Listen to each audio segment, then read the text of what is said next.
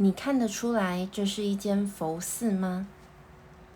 提醒一下，这是一部中文学习影片。如果你想一起看拼音、中文字和英文翻译，可以下载 Language Reactor 这个外挂程式。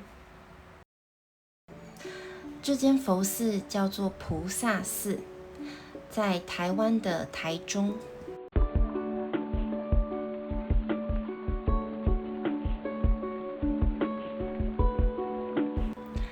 跟其他佛寺很不一样，它是清水模建筑，看起来非常现代。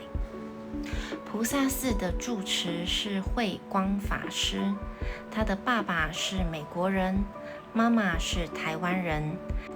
他在美国加州念大学，原本他想当医生，后来遇见佛法，成为了一位和尚。菩萨寺的墙上有很多画，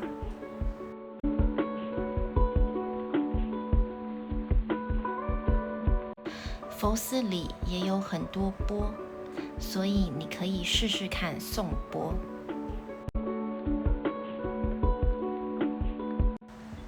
在菩萨寺，你可以在不同的角落看到不一样的佛像。有的在池边，有的在树下。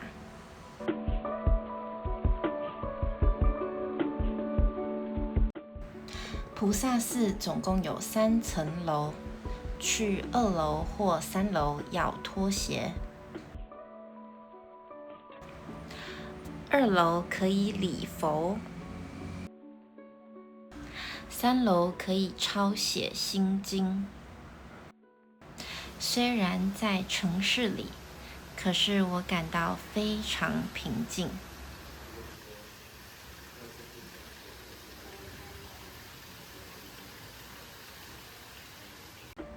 在菩萨寺，你听不到很多佛经的声音，可是你听得到很多鸟叫声和流水声。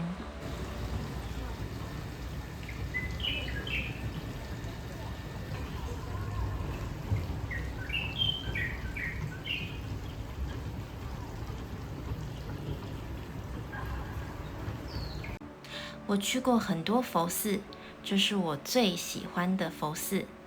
你不是佛教徒，我也推荐你来看看，体验一下这里的平静。